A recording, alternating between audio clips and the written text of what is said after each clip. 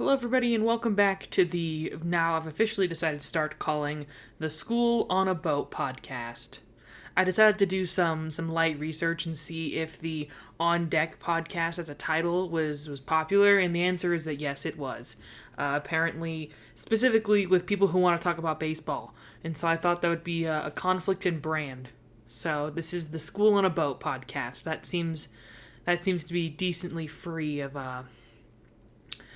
name titles. Although, who knows? There's definitely at least one Sweet Life on Deck podcast out there besides mine. Although, maybe there isn't.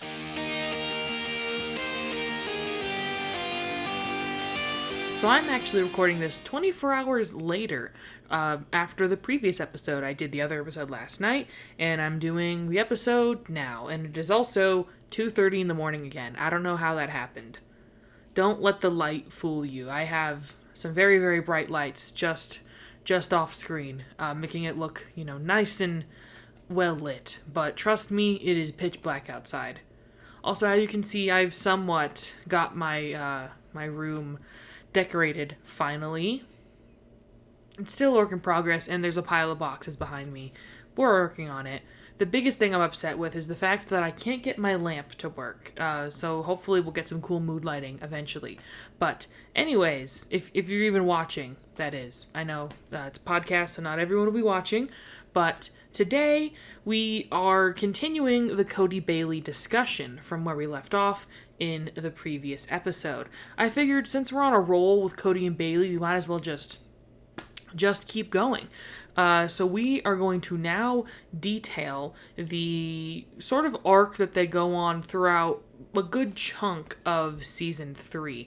There's a certain natural stopping point we're going to reach, and I think I'll have plenty to say, on our way to get there. So let's just jump into it, okay? Again, I will be providing some light screenshots here and there for visual evidence of such. No audio clips and no visual clips, at least for now, because Mr. Copyright loves to come from my ass. So, anyways, we of course have to start with episode 1 of season 3 called The Silent Treatment. The thing about this show is that they really do focus and center on the plot line of the romance of the Cody and Bailey breakup for essentially the first 3 episodes of season 3 before they then kind of take a little bit of a backseat and we get other things going, like, the Zach and Maya relationship and a bunch of other stuff. So with The Silent Treatment, it's kind of a wacky plot. The plot is that Cody decides to become a monk, I guess. He decides they're in Monte Carlo, and apparently there's some sort of brotherhood of incels. Like, let's just call it what it is. He joins an incel club of men who have, sworn celibacy and are living on a mountain doing nothing but wearing robes and being weird. Like, that is the life that they have. They've subjected themselves to the incel life, except at least they're not, ranting to people on Reddit. At least they're off in their own little world. This is what incels had to do before social media, I fear. So the sort of framing with the 2 plot lines we follow with these characters is that Zach has to go save Cody. And of course, because the show is extremely flanderized by this point in the series, Zach is essentially only wanting to get Cody, his twin brother, to get Cody back because he needs him to do an essay on war and peace. Now listen, I do think what Zach says is funny. I think he's very funny, and obviously this scene is a bit silly in a logistic standpoint. I would argue that this is smoke screening. Like, this is, like, Zach is somebody who, in his very, like, bad boy masculine kind of way, does not want to, like, he wants to obfuscate what he actually feels and his actual feelings, because, he so famously constantly makes fun of Cody for being sensitive and being willing to share his emotions. It's that toxic masculinity, if you want to use the big scary buzzword of what it is, right? So we can frame it as like, oh, well, Zach is just too afraid to say why he actually wants to go get Cody back, and that's because he loves him or whatever. So he's like, I need you to do my essay. Like, that's me and my demented brain adding that into the show. And yes, I do say demented brain because I have started a whole ass podcast about this shitty sitcom from the 2010s. Listen, like, I understand the absurdity and hilarity of this situation that we're in right now, but it is also very real and very serious to me. So I'm assuming it is for you too if you're listening to this episode as well. But specifically, that is what I am going to believe about this whole setup. That Zach really cares about his brother and wants to get him back, but he's pretending that it's because he needs him to do the paper. There was no evidence of that, of course, because even at the end they double down on the joke, where Cody is like, I thought you only came here to help me because you needed me to do your homework, and he's like, haha, but like, we're supposed to know the truth, and I'm just like, that's very uninteresting. So the little motivational speech that he gives to Cody is very elementary. It's pretty simple, especially when you read it out. He says, I know you're in pain over your breakup with Bailey. The point is running away from your troubles is not the answer. You've got your whole life to live. There's a big world out there filled with awesome experiences, but you can't have any of them if you're stuck on this island with a bunch of weird bald dudes. They're bald, by the way. Just ignore the fact that they're bald. You don't need to worry about it. These aren't your brothers. I'm your brother. And I care about you, and I'm not leaving this island without you, right? Yeah. Very sweet, very cute. And like I said, it's pretty simple, it's pretty obvious. Like, everyone around them is surprised that they haven't moved on already and are so invested in their emotions with this relationship, which I think is interesting. I think is funny. Like, they were together for a year, so obviously there's a lot of like things they have to unpack and go through after this breakup, especially because the breakup was so messy, right? And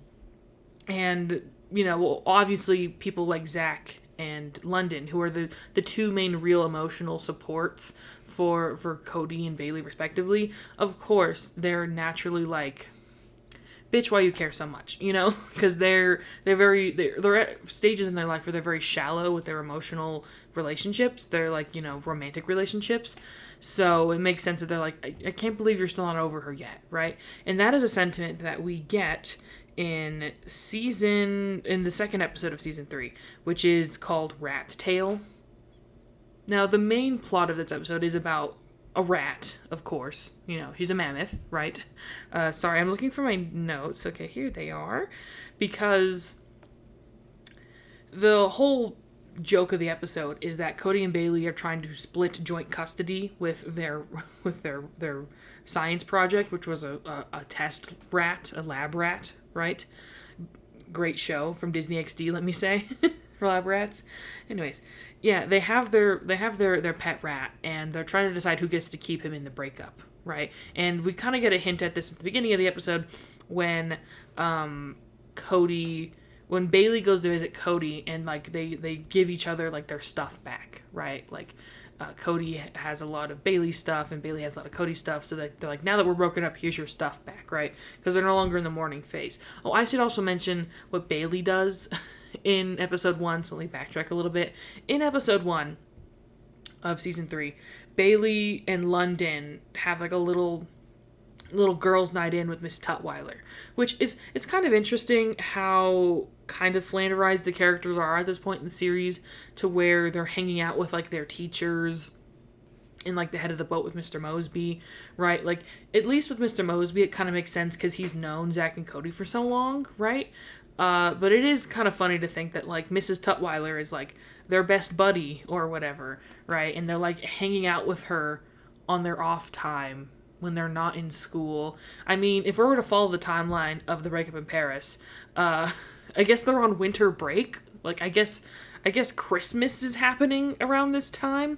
See, that's why it doesn't make sense, because there is a Christmas episode in this season as far as I remember, and it's pretty later on in the timeline, so it's like, but we can't get into it. We can't get into it. Also, the fact that like if we're going to talk timeline, season 3, episode 1 takes place, I guess, like the literal next day, which is never something I like that they do with sitcoms, because if you're one of those people, which a lot of people are, and I kind of half am, where you believe that with sitcoms, like the day that the episode airs is the day that like that plot line is taking place, right? So you take the release dates of the episodes like very literally.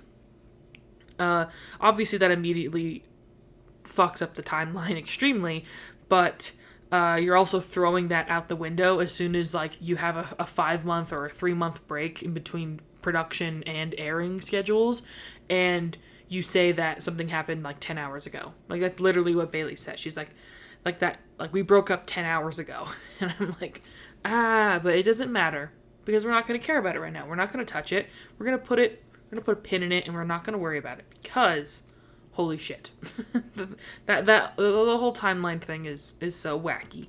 But specifically in season 3, episode 2, Rat Tail, we kind of get a good understanding of where they are in their relationship right now, which is that they're not over them.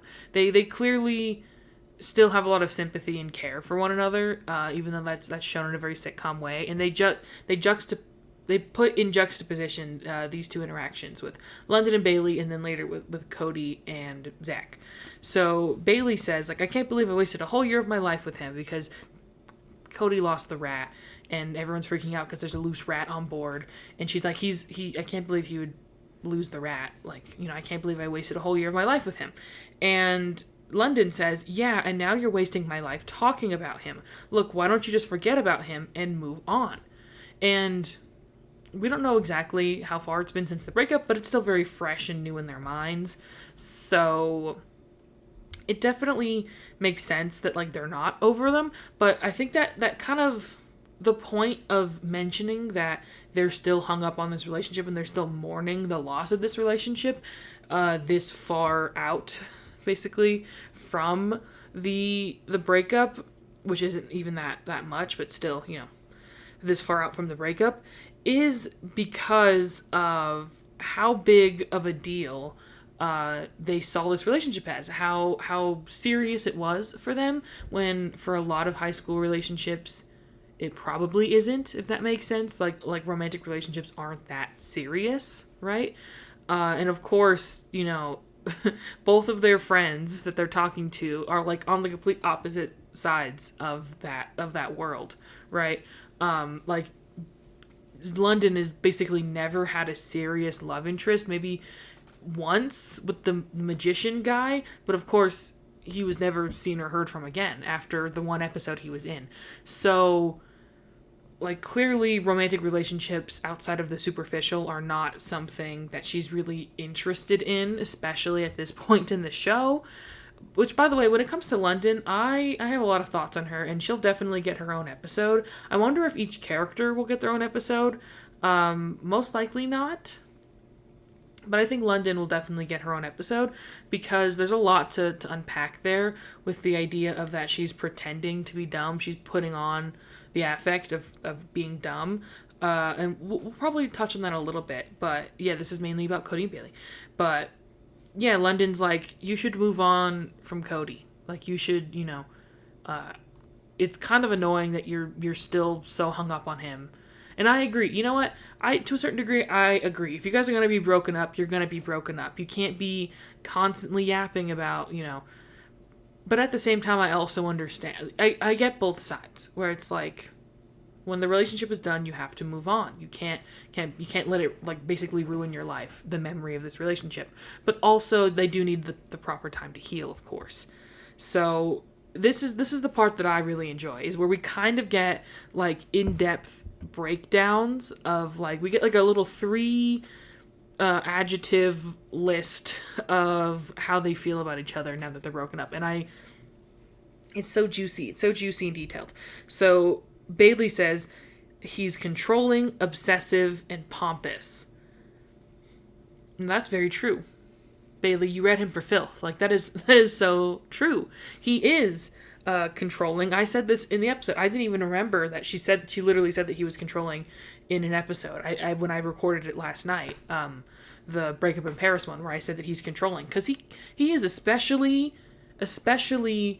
in this specific case with Bailey, right? Because of how free she wants to be and how essentially loose she wants to be. It's interesting how they do frame her as, like, especially now in the show, as more of like a loose free will kind of person, because I would never say that was something that they concretely built into her characterization, other than the fact that, like, she's very knee-jerk with her reactions.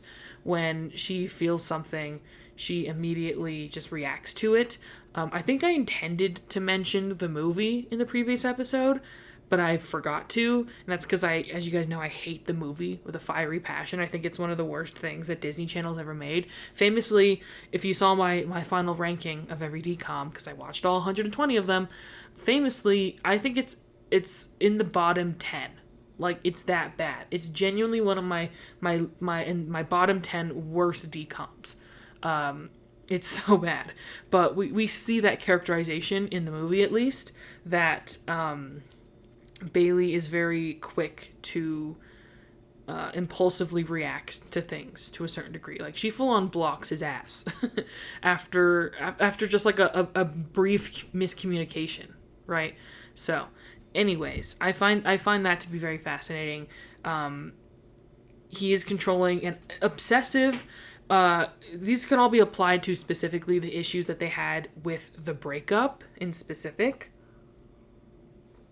Because when it comes to, like, the reason why the breakup in Paris happened, he was obsessing over getting their date right, that he basically did it without her first. And she did not like that whatsoever. She thought that, it was obsessive and controlling, right?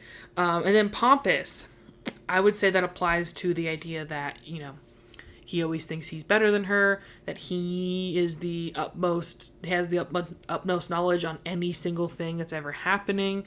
It's a pretty common thing.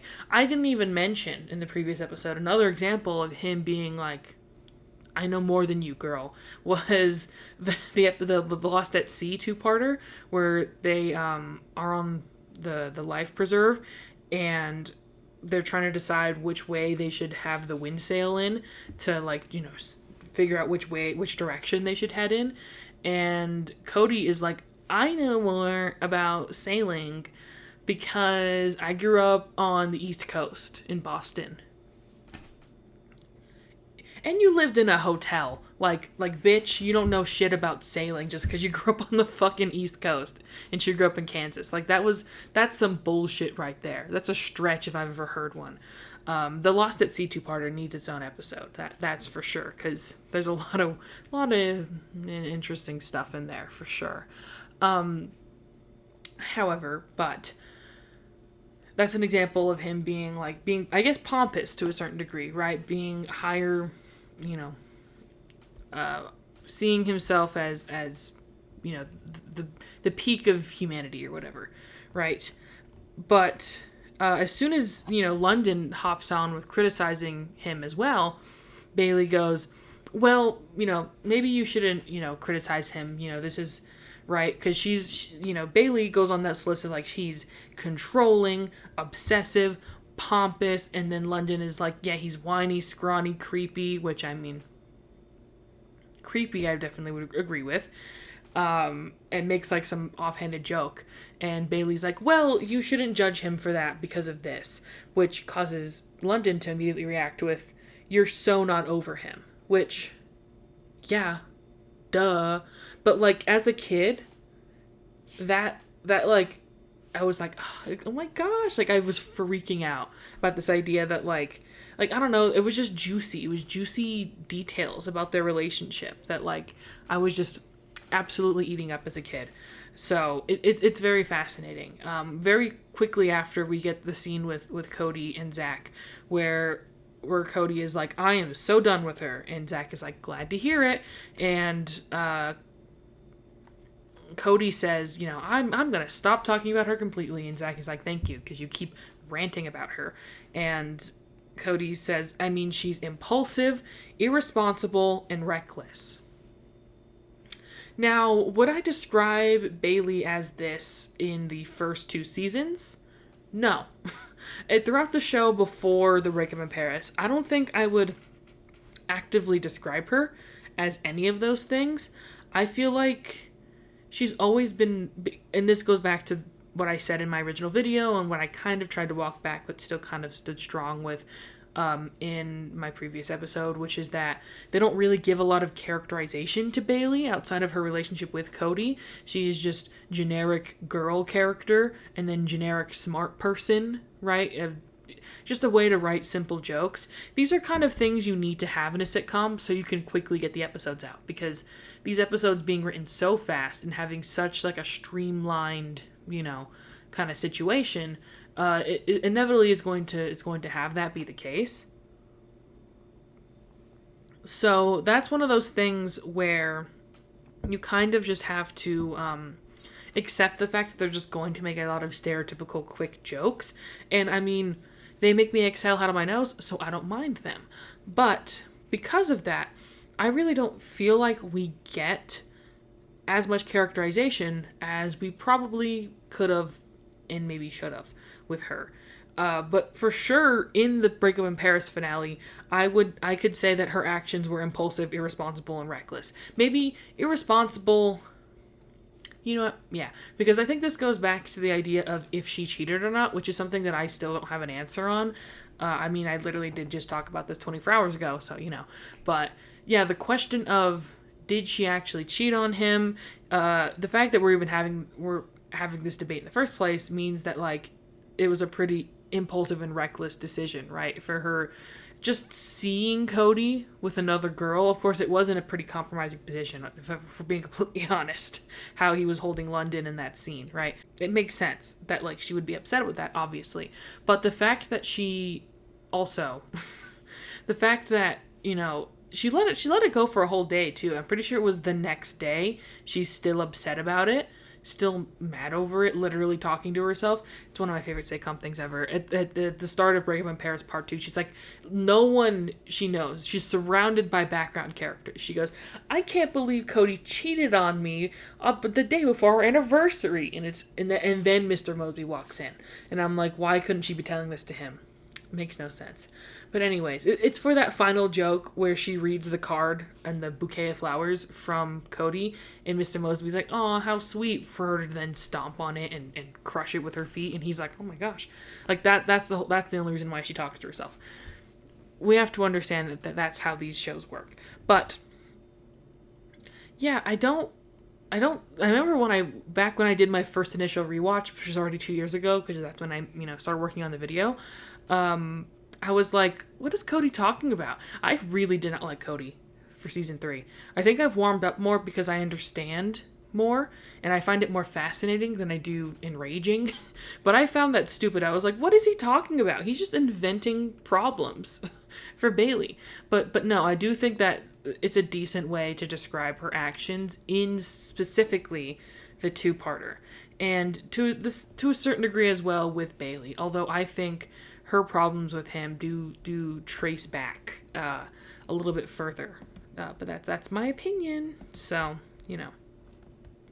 And then that's when Zach says the exact same, he parrots the exact same thing that London said, which is, wow, you are so not over her, right? And like why would they not be, Why would they not be? Is my thought process on that.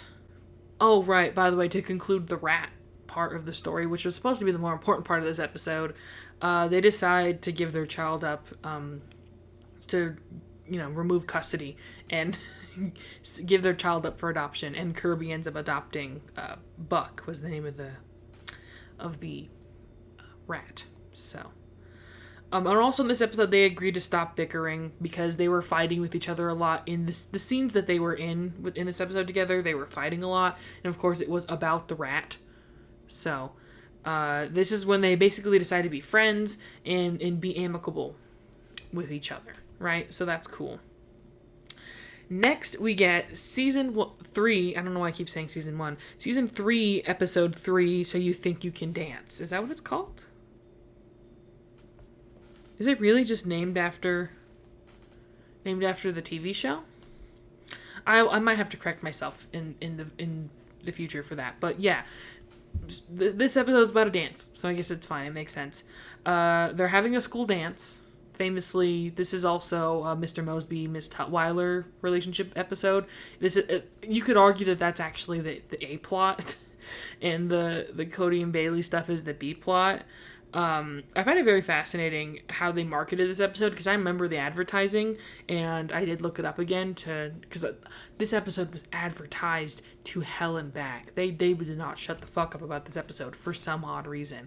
I guess because it's the idea of like Cody and Bailey are dating new people, right? That's kind of the idea, and they very heavily advertised the fact that like we have the one singular scene where Cody and Bailey see Zach and London respectively on their shoulder, like giving them dating advice. And I'm assuming that's just because they were like, listen, we paid all this money to get the green screen out, and we're gonna have to pay all this money to do all this editing. So let's make it a big deal, you know? But anyways, there's a school dance happening, and it's also like the Renaissance Fair, essentially. Like Mr. Mosley wanted to have the Renaissance Fair, Miss Tutwiler wanted to have an 80s themed school dance, so they tried to have both at the same time, and it's very quirky. I love the Mr. Mosby, Miss Tutwiler relationship, but I don't think I could talk about it in a podcast episode, at least not yet. If people really want it, maybe I'll try and do it, but man, there's a lot to unpack there. So,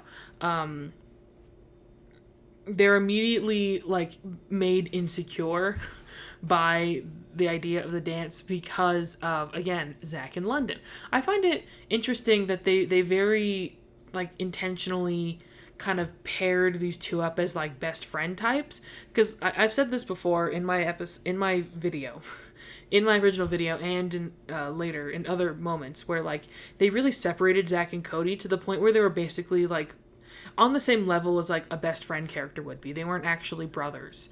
Obviously they're brothers, but like the plot lines of them being brothers very rarely come up.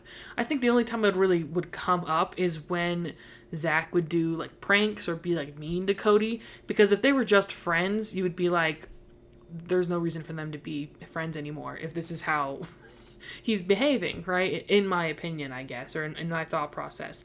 That's how I felt about Mighty Med. I was like, damn, for a couple of friends, they fight a lot. Like, I don't, do guys fight this much? But anyways, like, if all the shit that Zach pulls against Cody, if they were not related, they would not be friends, in my opinion. That's its own can of worms, though. I can't get into that right now. I'm sorry. But, like London and Bailey are like, you know, framed as these best friend characters, and essentially Zach and Cody are in the exact same realm, even though they're brothers. So maybe their dynamic should be a little more different, but you know, whatever. Yeah, Zach is like, you're not going to the dance, so do my homework. And Cody's like, what makes you think I'm not going to the dance? And and he says, well, you can't exactly show up solo after your breakup, which this is interesting to me. How many people agree with this? That like, after you break up with somebody, your next outing, it's like embarrassing to like be alone. I don't know. I don't understand high school politics that well to where like that makes sense. Like it's embarrassing. It's embarrassing to show up alone. I guess the idea is that you need to prove what either one of you needs to prove that like you've either won the breakup or you've moved on faster or better or whatever, right? It's just like protecting your ego essentially and proving that you're so over that person, right? So I guess in that sense it makes sense. But they're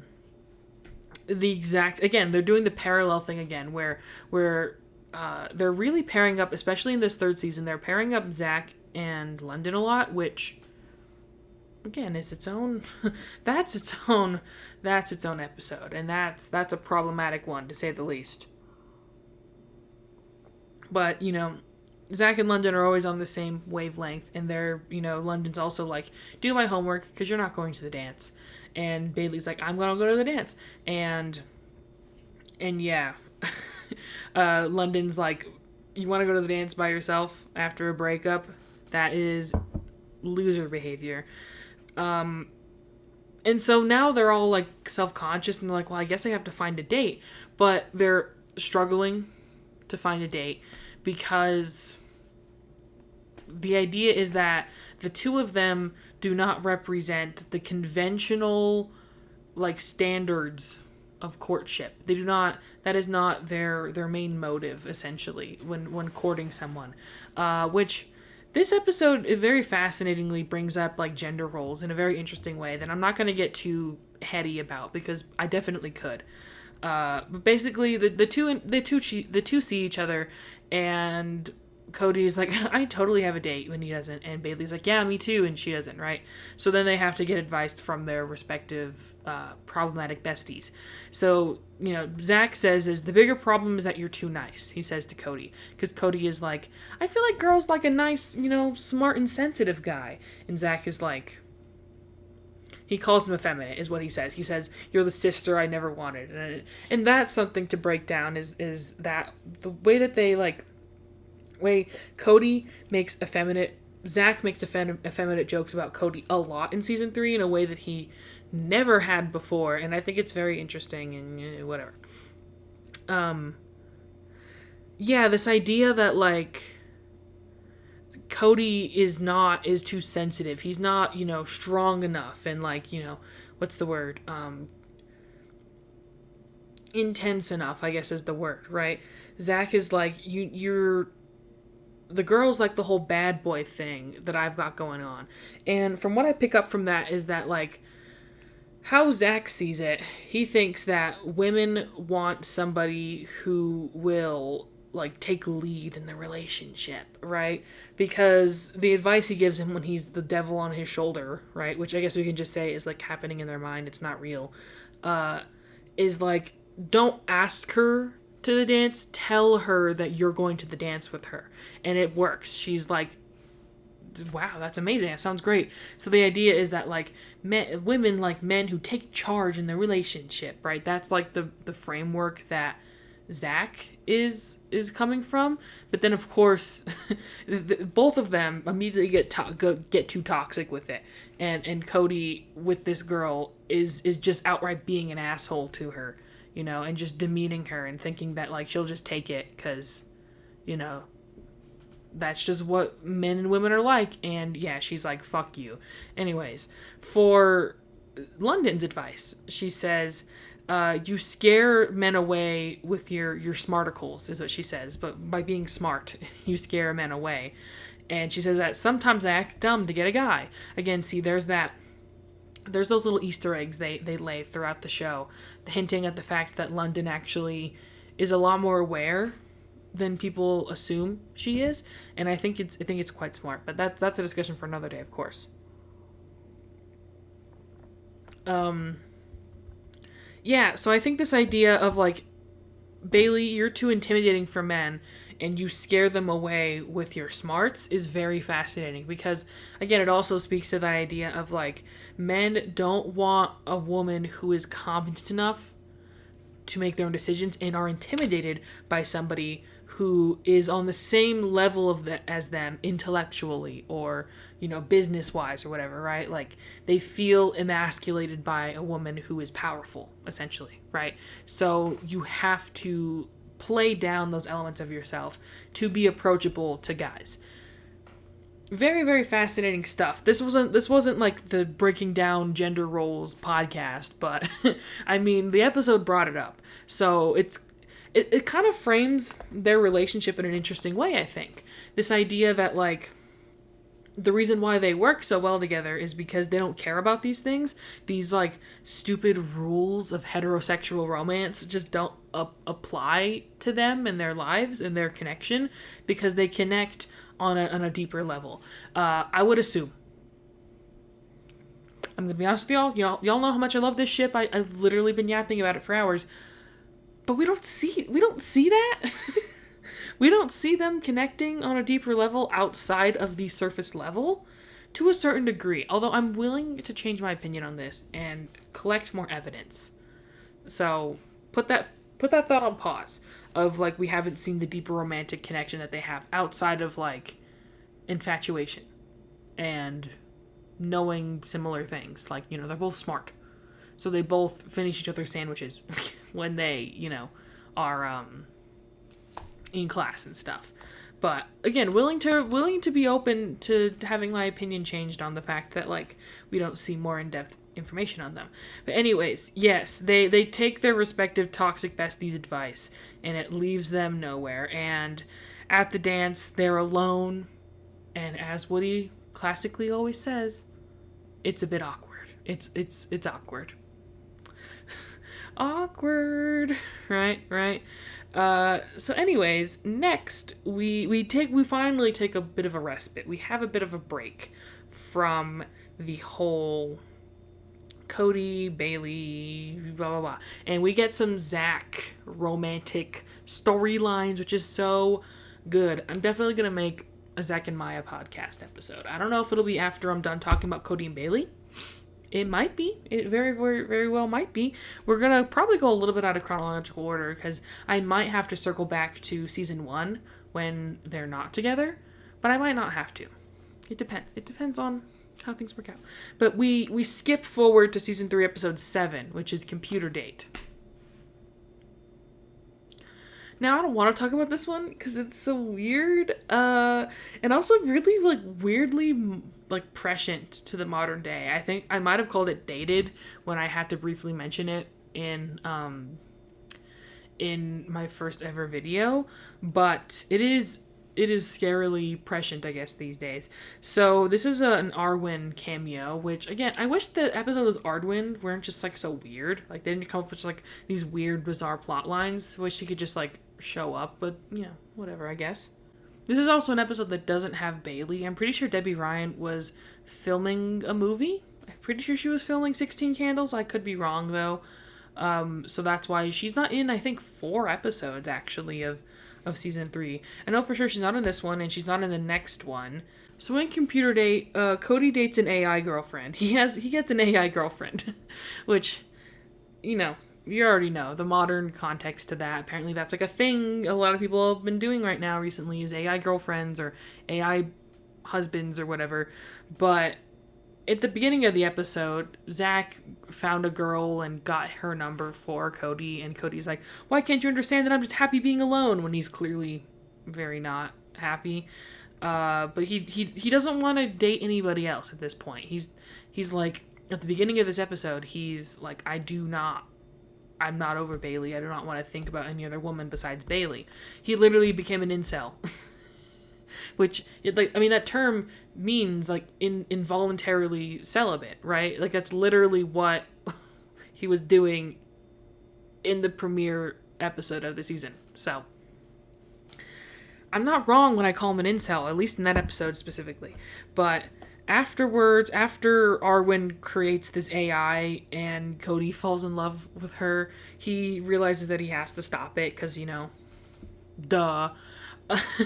And at the end, it's what makes him realize that he wants to be in a relationship again. He does want to be, you know, to date again. He wants to find love.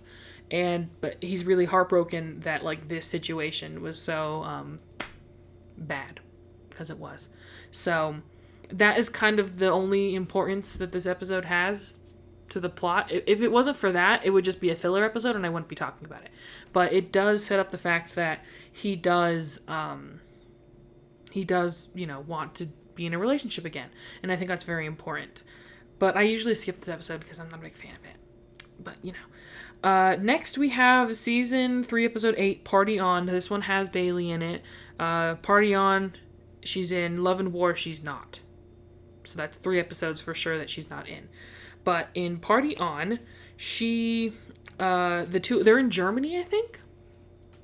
I think they're in Germany, or are they in Amsterdam? I can't exactly remember. But either way, they go to a chocolate factory. Apparently months in advance, they booked this, like, romantic couples, like, chocolate factory tour that's, like, focused on love and stuff like that. And Cody is like, well, I guess Woody can go with me because, you know, I'm not dating Bailey anymore. And Bailey's like, I still want to go on the chocolate tour. Like, and then this I loved. I loved this little moment because it really hit me. Well, first of all, we get a really funny line from Cody. I just had to mention it because Bailey shows up and she's like, "I'm ready for our tour of the chocolate factory." You know, she's like, "I'm ready to go," and this asshole, he knows what he's doing in this scene, is what I'm trying to say. He says, "Your psyche must have suppressed that painful memory, but you and I are kind of donezo." Insane work, insane thing to say. What an asshole, but it's very funny. Okay, we use discernment when we watch these shows, is what I want to say. Okay, we use discernment. It's not real life. They're not real people. But Bailey, she immediately does the competition thing again. Remember how he was saying, "I hate how competitive you are"? This is her being competitive. She says, "If you're not mature enough to just go as friends, then I'll just take the tickets and go by myself." Which immediately, he's like, no, I'm gonna win at the moving on game. I'm gonna win. And so they go together, and he says, "Just two platonic friends who have no interest in each other whatsoever." And she says, "Might as well be my brother." Never say that. I feel like that's just like the worst thing I could ever imagine saying to somebody. You might as well be my brother. Like, I could never say that to another human being, especially one that I was romantically interested in or previously romantically connected to. Vomit City. That is absolutely disgusting. Anyways, well, she was just trying to prove that she's moved on. So much so that, yeah, anyways, gross behavior, gross work. So there's a miscommunication at the chocolate factory. Now we have to remember that just an episode prior, we were primed on the idea that Cody wanted to be in a relationship again. Right? So in this scene, at this very romantic, chocolate factory tour, they're supposed to be making these cute little, love heart confessions to one another. But, they're kind of, angry with each other, so they're doing it separately. And Woody, because Woody has tagged along on accident, by the way. He was supposed to go on a hike, and now he's here in this chocolate factory, right? So he's, trying to resist the temptation of sweets, because he wanted to have a healthy little hiking trip. He's looking at Bailey's creation, and he sees that, it's a love confession. That it's "I love you and I miss you" is what she wrote on her heart.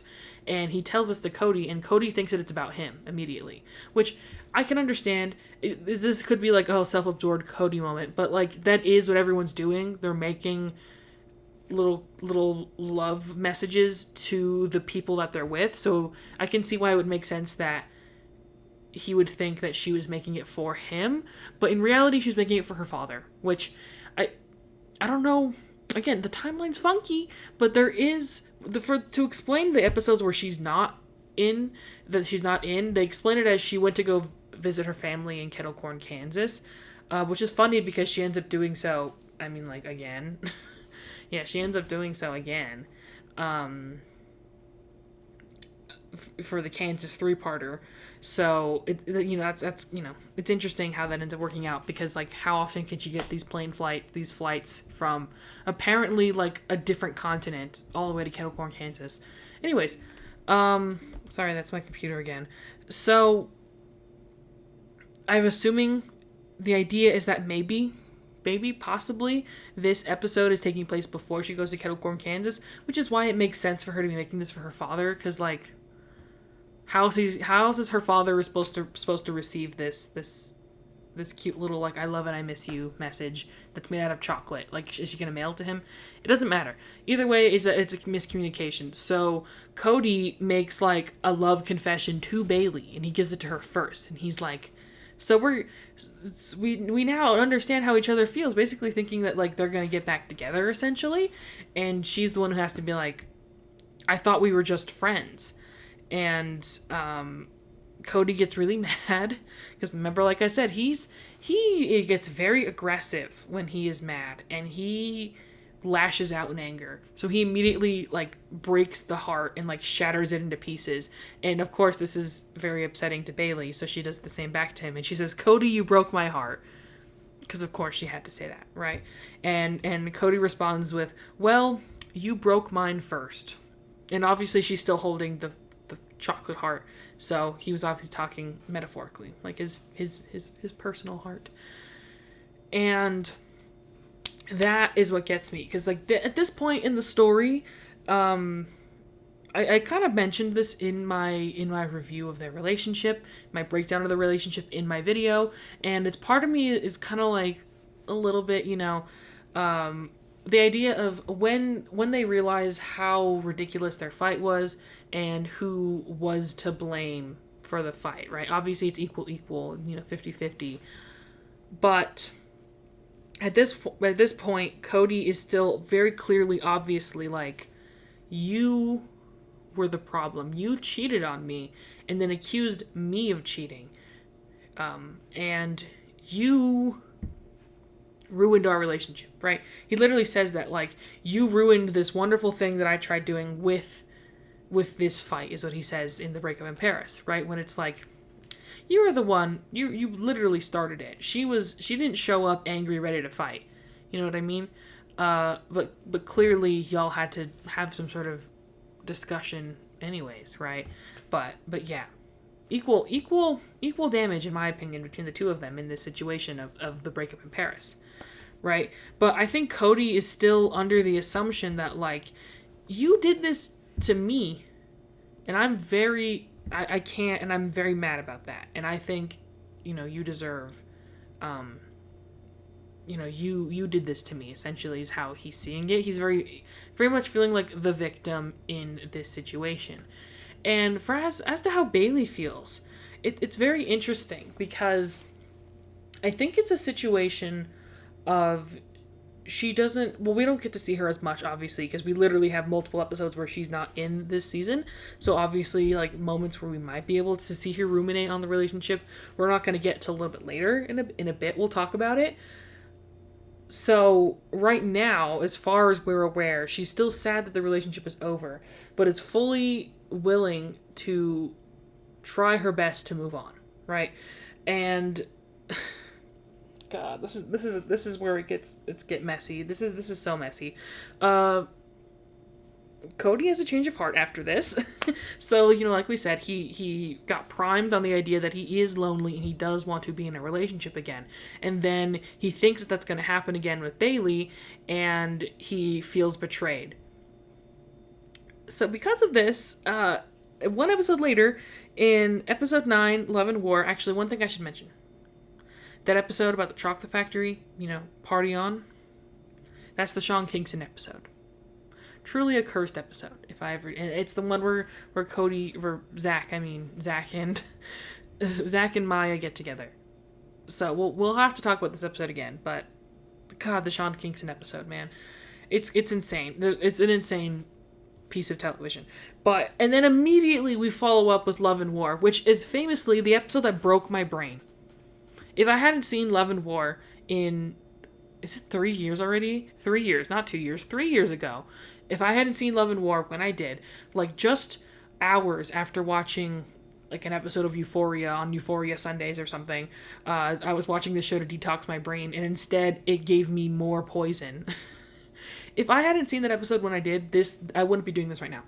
That episode is insane. It broke my brain. It hurts. It hurts me. It's so fascinating, and it's kind of amazing too at the same time. But anyways, this is when Cody decides to enter evil mode. This is Cody's I'm evil era. This is the old Cody can't come to the fun right now. Why? Because he's dead. This is truly an unhinged, bizarre thing. I can't get into what he does in Love and War. I just wanted to mention that he immediately becomes like a true incel. Like true incel, in the modern sense of the word, where it's like, he's like, women are trying to trick you. They're trying to make you say things that you don't actually mean, and trying to start fights with you unnecessarily. And I'm like, where is he getting this from? Genuinely, I'm willing to, find more, like, pick apart episodes more and find more evidence as to where he gets this. But where was this ever present in his relationship with Bailey? It wasn't. I think he just logged on to reddit.com after he got his heart broken and truly fell down the manosphere rabbit hole. In between episodes 8 and 9. Because there's no other way to describe the absolute buffoonery advice that he tries to give to his brother now that his brother is in a committed relationship with Maya. And all it does is it causes Zach's relationship, like, just so many issues. Anyways, we can't... Love and War is going to get its own podcast episode. I will talk about that episode for hours. And what's funny is that Bailey's in a B-plot that doesn't matter and could literally be put in any other episode, and actually should have been thrown in the trash. The B-plot is so bad for that episode. So the fact that it's insane. Anyways, we have to move on to episode 13, My Sister's Keeper. We get a lot of filler episodes in between episode 9 and episode 13. I still think these are funny. Like, famously, I have a very weird, soft spot for the episode Frozen, which I think that episode came out before the movie Frozen. So the title is just a coincidence, I guess. I don't know. But, that's like the filler episode to end all filler episodes, and I still think it's quite funny. And I think we also get the one where they go to Japan. The episode in Japan we get as well, which is its own thing. But in episode 13, My Sister's Keeper, Woody's sister Willa is visiting for a couple of days, and he asks Cody to give her company, to spend some time with her, show her a nice time on the boat. And everyone's like, she's gonna be the most disgusting, vile woman of all time, and she's conventionally attractive. So immediately Cody is like, hell yeah, because again, he's in his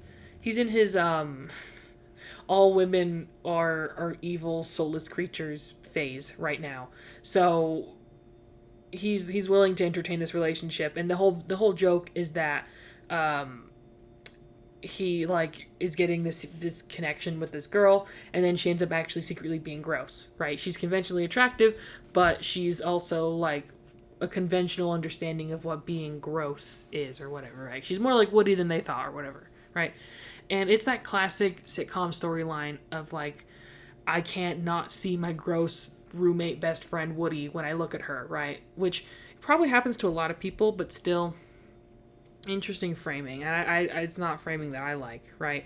So he has all these romantic scenes with Willa, and Bailey immediately gets jealous. This is something I want to rescind from the previous episode. I think I, kind of, without thinking about it, said Bailey is not a jealous person. She is not somebody who gets jealous. And that's incorrect. She is a jealous person. How did I forget the episode where Cody has to become the culinary teacher for home ec because the actual teacher is out sick or something? Oh no, she gets horribly injured and can't be the teacher anymore. So Cody ends up becoming the teacher, and all the girls swoon over him because he is a talented chef. Which it's interesting, right? Because it's kind of the first time we ever see Cody be seen as desirable in any context. Pretty much, besides singular characters, right? I guess there was in The Sweet Life of Zach and Cody, the episode with the twins, with the British twins, right? How they both don't like Zach and they both kind of gravitate towards Cody because of his emotional vulnerability. They find that, very endearing. But she immediately gets extremely jealous, and he's like, why are you being so why are you acting this way? And she's like, because all the girls are swooning after you. And he's like, they were swooning after me? Apparently he wasn't aware of their behavior this whole time, right? And all of the accidental, they were all accidental romantic advances that he made, which were, very small. But anyways, Bailey outright admits that she's jealous in this episode. She's like, I immediately was jealous of him with Willa. The classic line that has never left my brain in the 15 years or whatever, 13 years that this episode has been out. If they're kissing on the first hole, they'll be honeymooning by the back 9. That's because they're playing an online golf game. They're playing they're playing golf, and Willa gives him a kiss on the cheek when he scores or whatever. So, very funny line. But yes, Bailey is talking to fake London, because this is the episode where London hires a stunt double to do things that she doesn't want to do, and consoling Bailey is one of them. And Bailey says, "And I know I shouldn't care that he's moved on with someone else, but I don't think I'm really over him." And she says earlier that she is jealous, like outright. She's like, I'm jealous of the fact that he's moved on. And this is the turn for Bailey. This is the turn for Bailey, because in Computer Date, that was the turn for Cody. Cody was like, I'm ready for a relationship again, and he thinks it's going to be with Bailey, and when that doesn't happen, he becomes evil. He gets possessed by a demon. He opened reddit.com and got possessed by a demon. But this is the moment that makes, Bailey realize that she wants to be in a relationship again.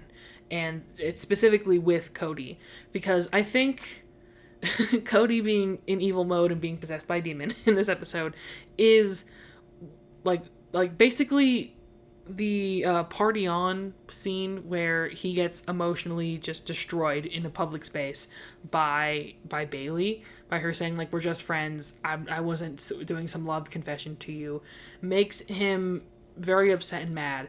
And it basically, he's like, okay, well then it's done then with Bailey. It's officially over. Like, basically, he tried and he got embarrassed, and that means that he completely shut himself out to a relationship with her, and it just like, he like cut it off. I don't think he's officially moved on, because especially with how we'll see things go in the future, but he is definitely like, okay, I'm actually going to attempt to date someone else and move on. That's how I read and interpret that idea, which is why he's so open to dating Willa. And that, the fact that, like, I don't think he's moved on personally, but to Bailey, it looks like he's moved on, because he's dating a new girl, essentially, right? And so that's what makes her realize that, like, she's not over him, right? And London Stump Dumble, the Jersey Shore London, says, if you want to get him back, maybe you should do something new. And that's, they basically say, like, try on a new look or something. So she borrows some of London's clothes. This is something that's very fascinating to me. I'm like, did Bailey actually, I'm assuming Bailey actually thought this would work. She was actually, like, genuinely taking who she thought was her friend's advice, and it wasn't her friend. It was a random stranger who was just also played by Brenda Song, right? And she takes this advice and she wears some of London's clothes and goes to, I guess, like, wreck his date with Willa, which is wild. I think that's a wild thing to do, to, try and break up the date. And, like, she, walks by their table, I guess, like, trying to distract him or something. I don't know. It's an interesting idea. I think she truly, this is probably where the poison starts to seep into Bailey's brain as well. I say that, Cody was possessed by a demon, but I think it's the breakup is slowly starting to get to Bailey, to where she's not thinking logically in the situation. That's my initial opinion on this. On like, thinking that, wearing these gaudy, silvery, shiny clothes that London wears will actually entice him to get back with her. And I mean, she actually thinks it's true for a second there, because Cody is now disgusted by Willa because she was honest and truthful with him. God, evil mode. I understand, he just got the ick is what it is. Okay, he got the ick, and that's fine, but at least he was like, I want to let her down gently. So he came up with an excuse as to why he doesn't want to date her anymore. So he says, I'm still in love with my ex-girlfriend, Bailey. And Bailey's like, you are? Like, she thinks he's being legit here, right? She's thinking that, like, her plan worked, I guess. And that gets Willa to back off. And Cody says, thank you for playing along, Bailey. Like, he didn't actually mean it. Like I said, he was just using it as an excuse to let Willa down easy and not say it's because I find you disgusting and gross. Which, I mean, maybe, this demon isn't that bad. It's not that bad to where he's like, ew. He says, ew. But, I mean, he does fall out of his chair. He is so disgusted by Willa at the idea of having to kiss her. that he like clonks on the ground. So, Yeah, that's kind of like the prime. That's the primer for Bailey feeling disrespected by Cody. And the disrespect does not end there, because a few episodes later, we have episode 16, The Play's the Thing. Now, here's the thing about The Play's the Thing. Now, first of all, that's a Shakespeare reference. That's a reference to Hamlet. In the idea that in Hamlet, I'm not going to get full English major on y'all, because, we can't get that. We can't go this deep down the rabbit hole. Down the demented on deck rabbit hole that is my brain right now. But in Shakespeare's Hamlet, how Hamlet is like, okay, I have to kill my uncle, because I'm like almost certain that my uncle killed my dad, because my dad came to me as a ghost, as a premonition, and told me that. But I'm not sure. I don't have proof. I don't have actual proof yet. So to get actual proof and receipts, I need to I need to get discernible proof that my uncle did it. So to be able to do that, I'm going to put on a play where that exact situation happens, where my uncle kills my father and then takes over the throne and marries my mother. I'm gonna have a play happen where that happens, and we'll see how he reacts. And if he reacts negatively, like, is this fucking play about us? If he reacts that way, then we'll know that he did it. And that's exactly what happens. So that's why Hamlet says the play's the thing. Like, that is what's going to reveal the actual secret, deep, dark, secrets and feelings in the space with our main characters, right? And that is exactly what happens in this episode. I said that on deck is Shakespeare, and I'm not taking it back.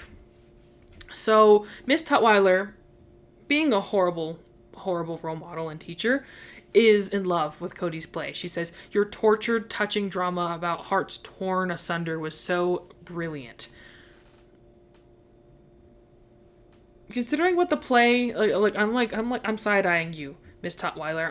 I am side-eyeing the fuck out of you, because from what we see what the play is, how dare you make them do this for an assignment? That is insane work. That is insane behavior.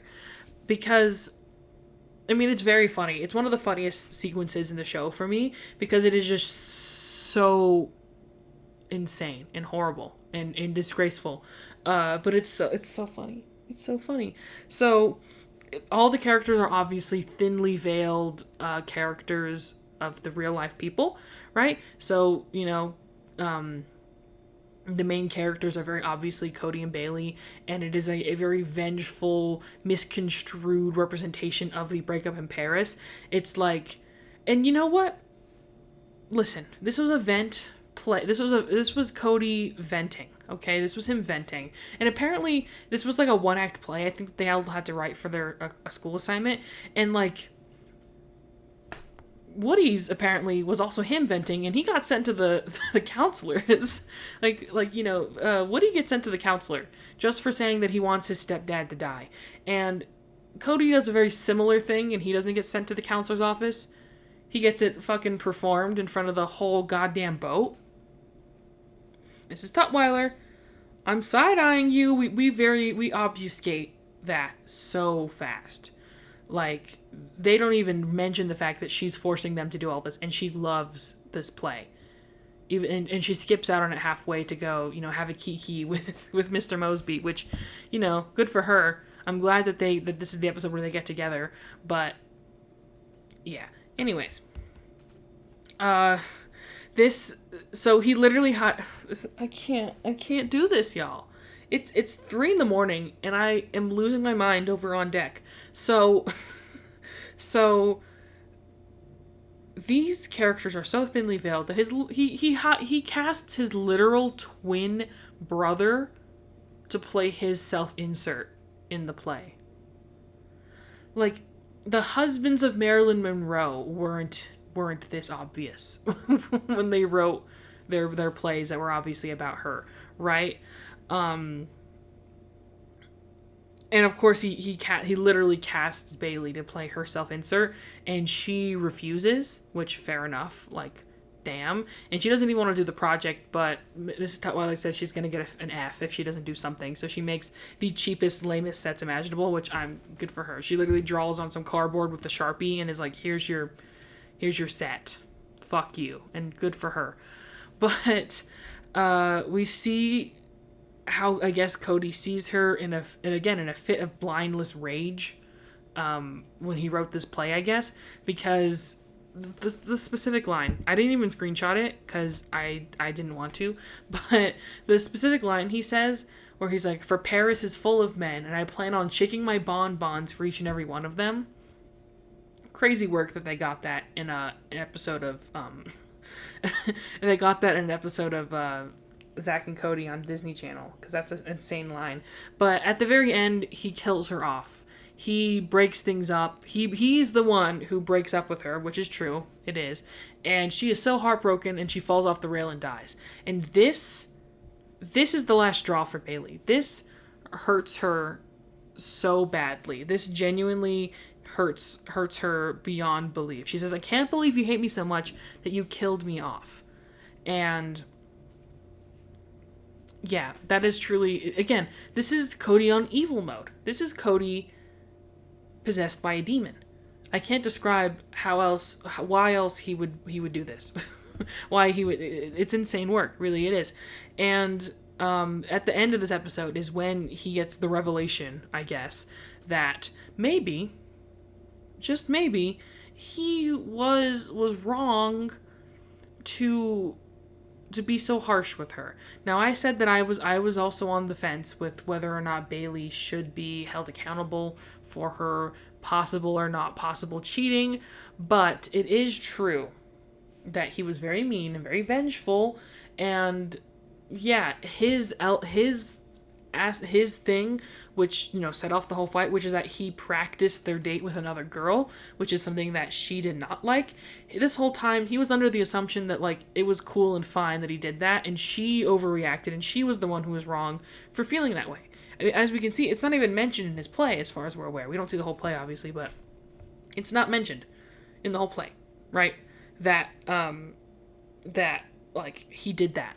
You know, as far as Cody's aware, Bailey cheated on him on their anniversary, and he dumped her ass, right? Crazy work. So he goes to apologize and is hoping to rekindle their relationship, and Bailey is like, I never want to speak to you again. You're the worst person I've ever met. Like, you literally wrote a play where you killed me off, and you performed it in front of people. I mean, there's only like 4 people at this play because it sucks eggs, so, like, you know, not that many people saw it, but still. Insane. This is all Mrs. Tutwiler's fault, I say. But that is what leads us into the Twister 3-parter. Not many shows got a 3-parter on Disney Channel. This might be the only show, actually. And we're not going to talk about it. That's the end of the episode. I'm going to leave you with this insane cliffhanger. In the same way that we were as kids. Because the Twister 3-parter and then the end of season 3, when they do eventually get back together, is its own episode. And also, my camera is about to die. I talk so much about this show that my camera is on the verge of dying every time I conclude an episode. So let me know your thoughts on these episodes in the comments below. Let me know how you feel about this kind of storyline, because this is a very common sitcom, you know, tropey situation where they flip-flop back, you know, the will they or won't they of it all. It's very iconic, and I definitely want to talk about it more in the next episode, because I think once they get back together, we'll really be able to, like, dive into the Ross and Rachel of it all, I guess, and maybe talk a little bit more about sitcoms. It depends on how long I want to make the episode. But other than that, thank you so much for listening. I really appreciate it. And yeah, leave your opinions in the comments below, and I'll see you next time. See you later.